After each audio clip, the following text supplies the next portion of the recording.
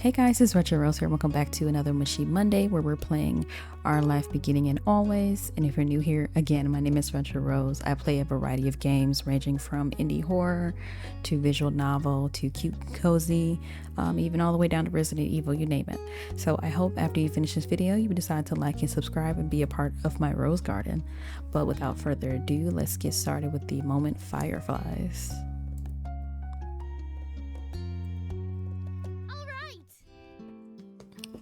Lizzie is so adorable.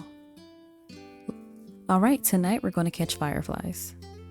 At this blunt declaration from your sister, you looked up from your macaroni and cheese dinner. Fireflies were a familiar sight over summer, coming out on warm nights to dance through the sky. Tonight was particularly balmy. You knew there were bound to be a ton of them around. Oh, are you? You are? Are you?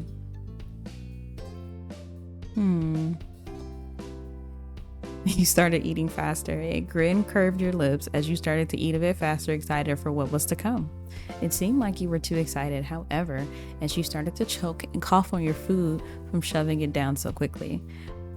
Mommy reached over to pat you on the back, firmly helping you dislodge the noodles and enable you to breathe again.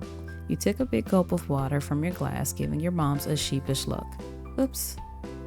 That's a good idea, Lizzie. Can we, Mrs. Smith? Shoal tapped his fork against the table excitedly. His face lit up as he looked at Lizzie. It was unusual for Shoal to still be here. Like always, his mom had to bring him over really early in the morning before her job started, but normally she would have picked him up by now. She called before dinner to let your moms know she'd be late. You didn't really hear why, probably more work things. You thought maybe getting to hang out with Shoal for longer is what made Lizzie want to keep running around outside. Staying at home and watching TV was never an option for her with guests over. That's why you were pretty sure she'd get your moms to agree. Well, it's already so dark out there. Lizzie gave Mom the best puppy dog eyes she could, slowly spooning mac and cheese into her mouth while you waited there for their response. There. Mommy, okay. Let them go. Nights like this don't happen every day. Your parents exchanged a look, then Mom eventually sighed and nodded back. Yes. Along with Lizzie's tears, you threw your hands up in triumph, but waited until you'd finished chewing to say anything because you knew it was rude to talk with your mouth full. Fine. Just make sure you stay on the hill behind our house with all the poppies, okay? Duh, Mom. That's where most of them are.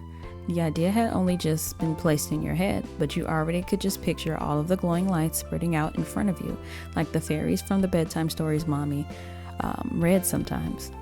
All too quickly, it became a race to see who could finish their food first.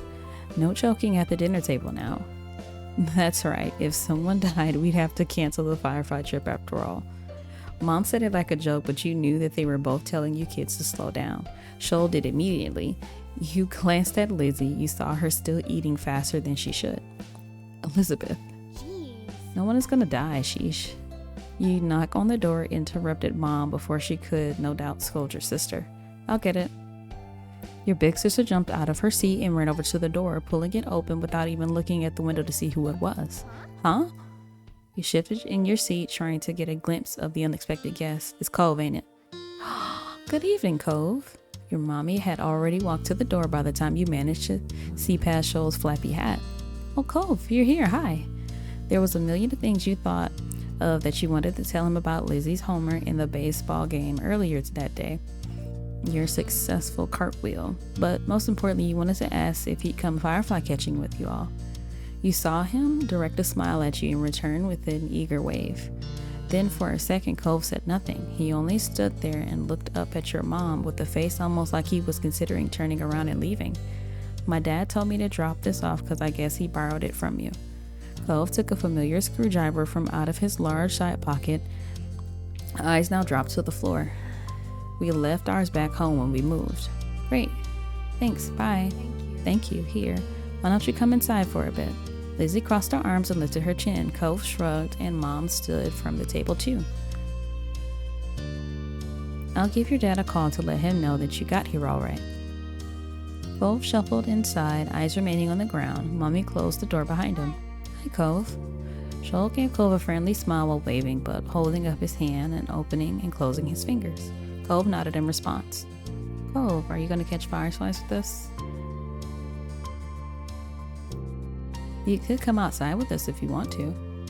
From the corner of your eyes, you could see Lizzie glaring at you from the mention of excursion to an outsider.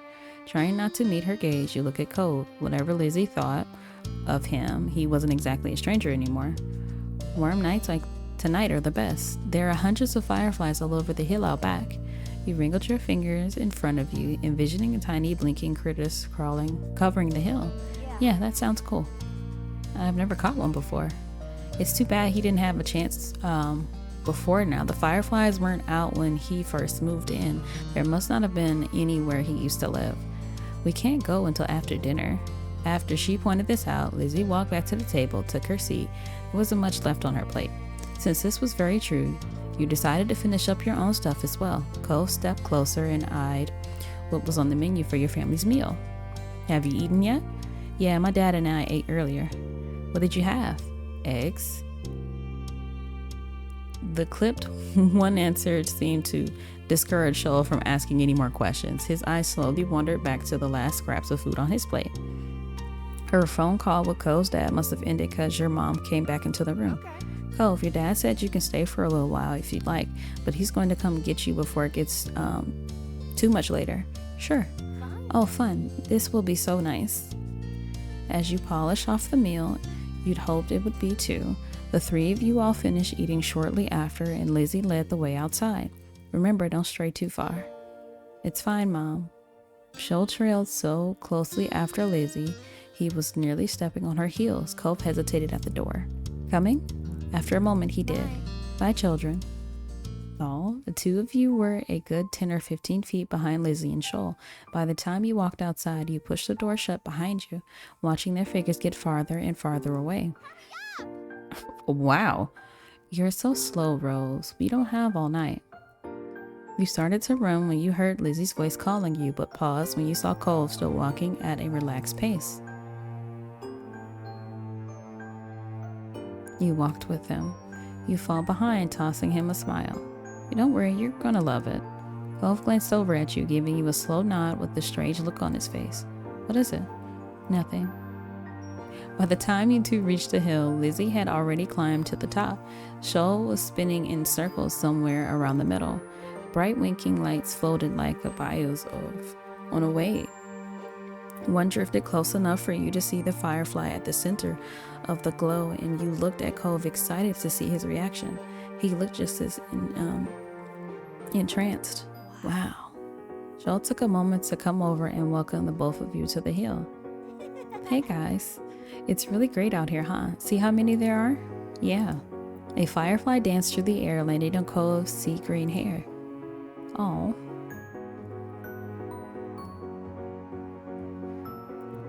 You and Shoal couldn't help but giggle.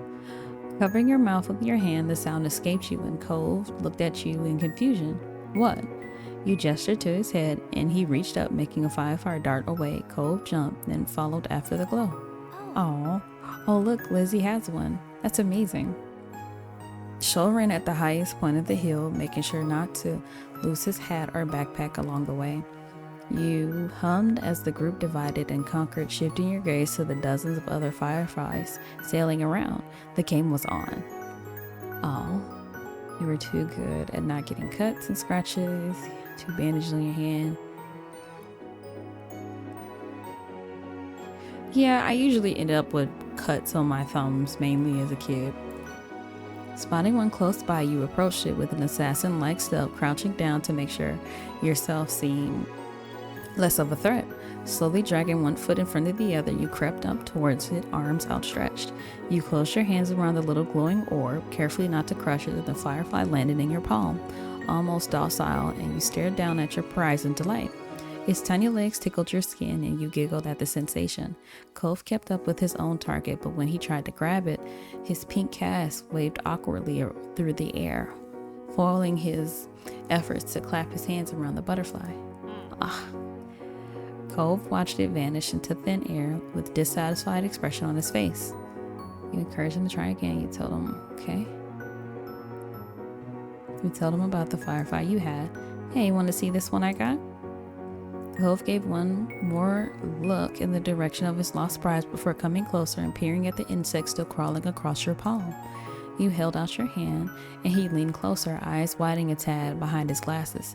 Cove remained hypnotized by the little bug as he inched his hands closer to yours. Ultimately, he settled his fingers lightly over the top of the ones you were holding open. It tinkled. You stay very still. The last thing you wanted was to accidentally scare the shiny treasure off.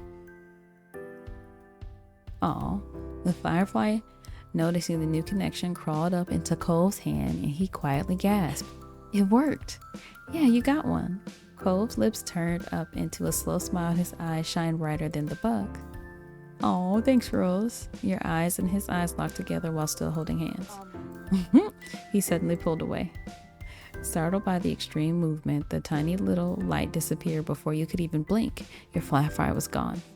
Sorry. Oh, it's okay. You forgave him.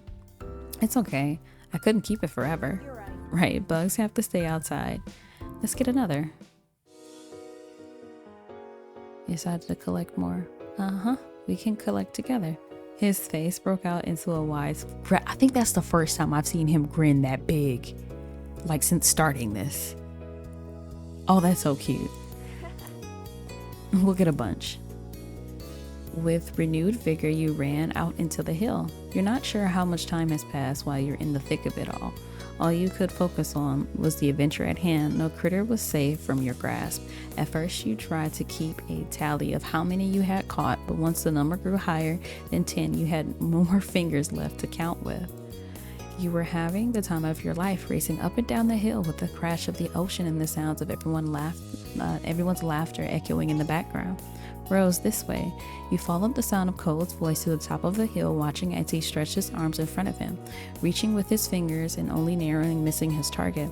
Cove and you took turns trying to scare fireflies into the direction of the other.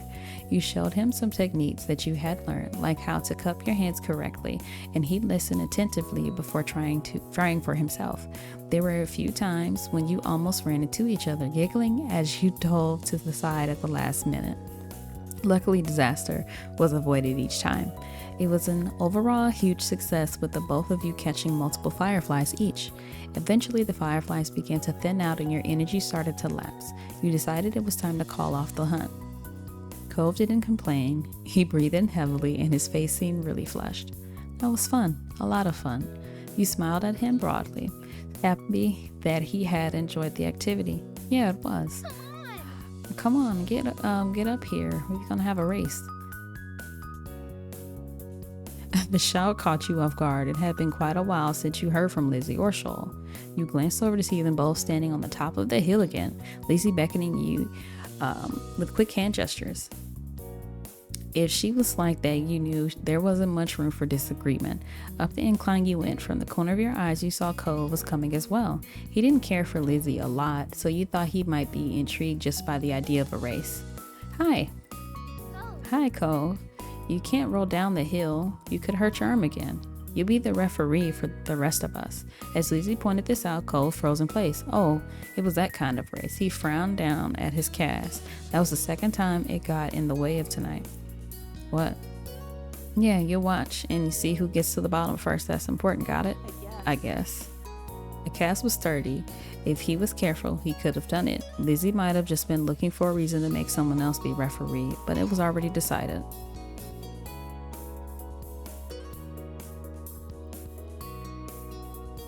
I'll stay with Cove. Really? Why don't you? You don't have to. It's okay. I want to watch. You moved beside him at the top of the hill, even though Lizzie eyed you and made a face. That's not how races work. We only need one referee. Shrugging your shoulders, you refused to budge, and Lizzie let out a huff before throwing her arms in the air. Fine, I'll be the winner, whether you join in or not. She's so bossy. Lizzie moved to lay down, and Shoal did the same. Cove stood slightly to the side to get a better vantage point, and you stood next to him. Countdown. Cove stood up a little straighter. It seemed like he was taking his newfound referee duty seriously. 3, 2, 1, go.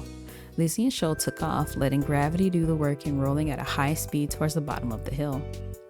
You and Cove leaned forward to watch them go, eyes peeled for which of the two would reach the bottom first. They were both neck and neck until about halfway down the hill, Lizzie started to veer off to the side, giving Shoal a huge advantage. She obviously didn't notice the thing, and as soon as Shoal reached the bottom of the hill, he jumped up excitedly and threw his hands in the air.